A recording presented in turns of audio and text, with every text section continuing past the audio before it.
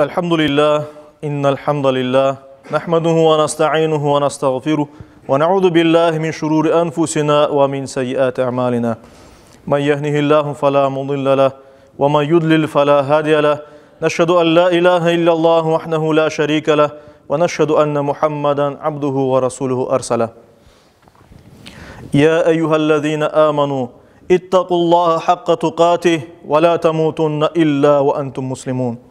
أيها الناس اتقوا ربكم الذي خلقكم من نفس واحدة وخلق منها زوجها وبث منهما رجالا كثيرا ونساء يا أيها الذين آمنوا اتقوا الله وقولوا قولا سديدا يصلح لكم أعمالكم ويغفر لكم ذنوبكم ومن يطع الله ورسوله فقد فاز فوزا عظيما أيها الناس قال الله تبارك وتعالى في كتابه الكريم أعوذ بالله من الشيطان الرجيم بسم الله الرحمن الرحيم وَلَنَبْلُوَنَّكُمْ بِشَيْءٍ مِّنَ الْخَوْفِ وَالْجُوعِ وَنَقْصٍ مِّنَ الْأَمْوَالِ وَالْأَنْفُسِ وَالثَّمَرَاتِ وَبَشِّرِ الصَّابِرِينَ Sadakallahu Rabbunal A'la.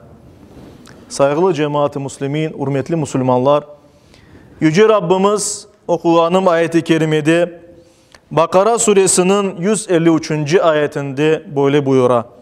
Ey iman etkenler! Sabır ve namaz ile Allah'tan yardım isteyiniz. Çünkü Allah mutlaka sabır etkenlerle beraberdir. Peygamberimiz Muhammed Mustafa sallallahu aleyhi ve sellem ise Tirmizi'de geçen bir hadis-i şerifte böyle buyurdu.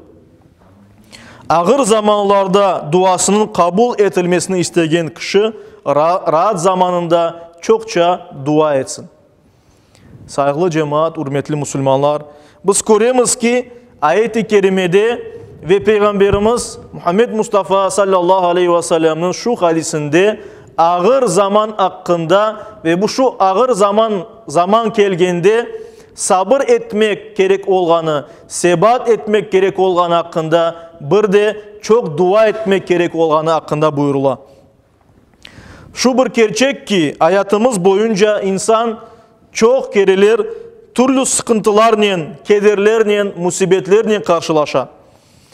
Ve onların neticesi ne olsa olsun, bunların hepsi, yani bu musibetlerinin, belalarının bizge hayırlısının biteceğine mi, yoksa bizge daha da ziyade ağırlık getireceğinin bitmesine bakmadan, bunların hepsi dünya imtihanının bir parçasıdır. Bizim ömrümüz imtihan için verilgen sınırlı bir vakittir. Mühim olganı ise şu sınav dünyasında iman etmek, Müslüman olmak, Allah'a teslim olmak, salih ameller işlemek, yani Allah-u Teala bizge bergen, belgilegen emirlerini yerine getirmek, yasaklarından uzak olmak, namaz kılmak, oraza tutmak, iyilikler yapmak vesaire. Ve bizim başımıza gelgen musibetlerde, sıkıntılarda, kederlerde, problemalı vakitlerde, muşkullerde doğru hareket etmektir. İşte bizim üstümüzge düşen vazife budur. Yüce Rabbimiz Bakara suresinin 155. ayet-i kerimesinde böyle buyura.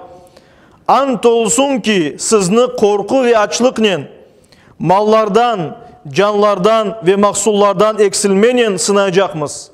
Allah-u Teala bizlerini sınayacak. Yani kimerde açlık duyacakmız, kimerde korku duyacakmız, kimerde bunlardan duymamız mümkün, kimerde mallarımızdan, canlarımızdan ya da mahsullarımızdan, paramızdan, servetimizden eksilmesi mümkün, azalması mümkün, yakınlarımızın ketmesi mümkün vesaire. Ayetin devamında Allah-u Teala buyura, ey peygamber ve ey Müslümanlar elbette sabır etkenlerini müjdeleyiniz. Demek ki hem peygamber hem de biz başkalarını sabır etkende müjdelemek gerekmiş. Sabır etkenlerinin sevabı, onların kazanganları, ecirleri ziyade olacağını inşallah bileyik. Saygılı cemaat-i Müslümin, hürmetli Müslümanlar, her bir mümin, her bir Müslüman, her daim kıyın vakitte da, ağır vakitte de, kolay vakitte de Allah'a sevginden ve işançtan güç almak gerek. Bir Müslüman, bir mümin kimse Allah'a inana ve Allah'a işanmak gerek. ağır kun oldu mu, kolay kun oldu mu her daim bu işançını coymamak gerek. Çünkü kim Allah'a olan işançını, umutunu kesse o dinden çıkmağa yol algan, dinden çıkan demektir saygılı cemaat. Hiçbir vakit Allah'ın merhametinden umut kesmeyecekmiz.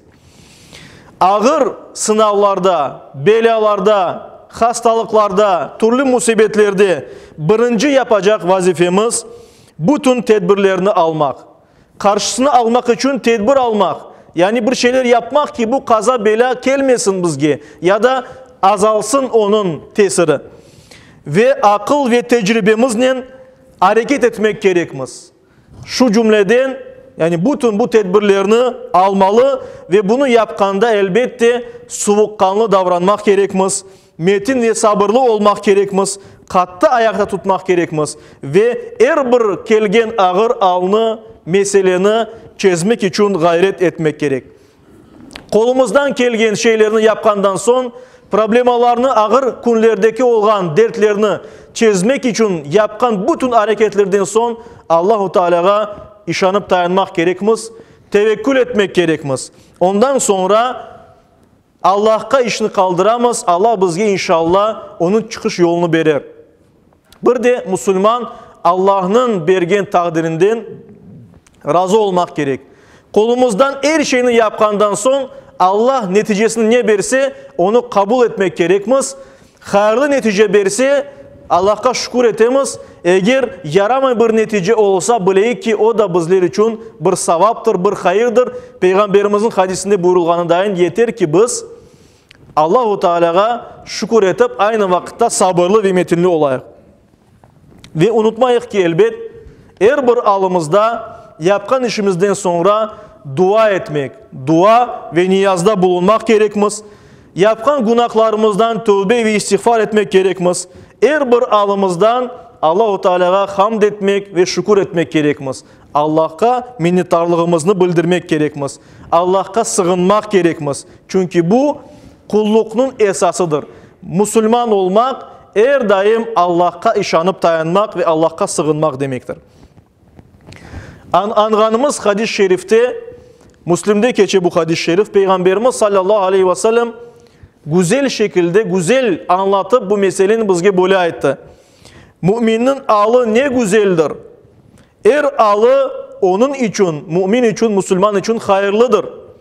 Şu al yalnız müminge mahsustur. Ancak mümin kimselerde var böyle al. Başına sevinilecek bir al gelgende o şükür ete ve bu onun için hayır ola. Savap getiri. Allah'ın razılığına yol aça. Başına bir sıkıntı gelgende sabır ete ve bu da onun için hayır ola, savap ola ve Allah'ın razılığına yol aça. İşte her daim Allah'a işanayıq, sığınayıq ki her alımızda güzel kunde de ağır kunde de bizler için bu inşallah büyük mükafatının müjdesidir. Aysa saygılı cemaat-i muslimin, eğer biz tevekkül etsek, Allah'a işanıp dayansak, bundan evvel kolumuzdan gelgen her şeyini yapsak, özümüzge işansak ki Allah'ın yardımının her şeyini yapabiliriz deyip ve yakınlarımızla, sevgen insanlarla, dostlarla, komşularla yardımlaşsak, mümin kardeşlerimizle yardımlaşsak, her bir zorlukunu yenmek mümkündür inşallah. Zorlukların çokusunu yenmek mümkündür saygılı cemaat. Ona göre de başımıza gelgen problemalardan da biz ibret almak gerekmiz ve daha ileride ferasetli davranmak gerekmiz. Böyle problemlerden daha kolay çıkmak ya da hiç düşmemek yollarını öğrenmek gerekmiz. Ve hiçbir vakit unutmayıq, bir mümin her daim mesuliyet şuuru içinde olmak gerek ve öz nefsini muhasebe etmek gerek. Yani bir Müslüman her vakit bilmek gerek ki onun üstünde bazı bir mesuliyetler var. Yapacak işleri, vazifesi var. Kolay kunde yapmak gerek olan vazifesi var. Ağır kunde de yapmak gerek olan vazifesi var. Mesela nasıl problema gelse gelsin başımızga, kolumuzda oldu mu biz her bir Müslüman namaz kılmak gerek. Ya da her bir Müslüman Kur'an'tasına bakmak gerek. Ve nefsimizge de bir özümüzge bakmak gerekmiz. Bizim yapkan hareketlerimiz doğru mu? bizim yapkan hareketlerimiz bizge türlü problemalar getirmey mi? İşte buna da bakmak gerek. Biz bana vaazda aytkan edik. Din Allah-u Teala'nın koygan kanundur ki Müslümanlarga çastlı baklı hayatını bağışlamak için hem bu dünyada hem gelecek dünyada. Eğer din yolunu kutsek, tırışsak din yolunu kutmege bizim problemalarımız, müşküllerimiz inanınız ki eksilir inşallah. En azından insanlar arasında ve insani problemalarının, müşküllerinin azalması gerek. Eğer bir insan dinimiz boyunca hareket etse. Ve üstümüzde olan vazifelerini getiremiz mi, getirmeyemiz mi? Buna dikkat etmek gerekmez. Bundan aman olmak gerekmez. Her bir alda problemalar, müşküller, belalar karşısında azimkar olmak gerekmez. Dayanmak gerekmez, sabır etmek gerekmez, şükür etmek gerekmez. Ve hayatta güçlü olmak için maneviyatımızı güçlendirmek gerekmez. Maneviyatımızı canlı tutmak gerekmez. Daha da dindar olmak gerekmez. Dinge bağlanmak gerekmez. Eğer biz dinimizni kutsek, ibadet etsek, Allah'ın emirlerini yerine getirsek, dua etsek, tefekkür etsek, düşünsek yapkanlarımızı, doğru yapamız mı, yapmayımız mı, hareketlerimiz neye getirecek bunlarını düşünsek, bir de Allah'a işanıp dayansak, inşallah meseleler daha da kolaylaşır bizler için ve Allah-u Teala savabımızı arttırır. İşte Yüce Rabbimiz her birimizge, her bir alımızda, ağır günlerde de, kara günlerde de, ağırlık düşkende her birimizge, yakınlarımızga sebat, sabır ve takat nasip eylesin.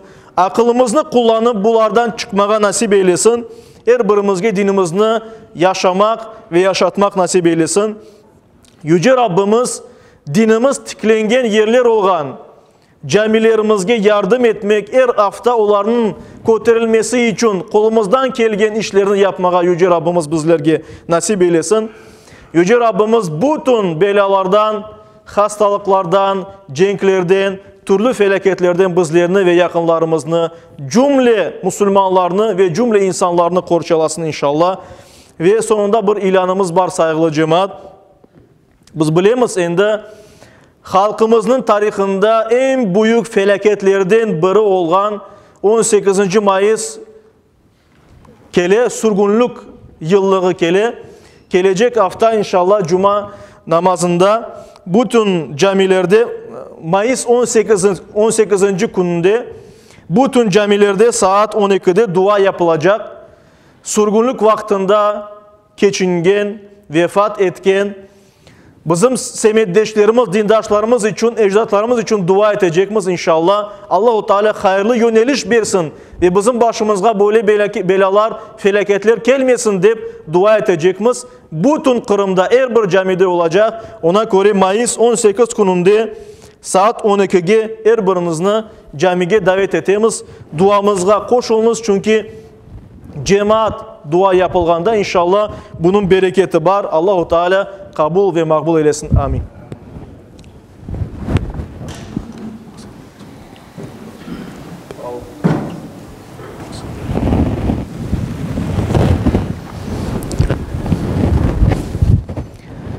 Elhamdülillah ve salatu ve selamu ala Resulillah ve usikum ve nefsel asete bi takvallah.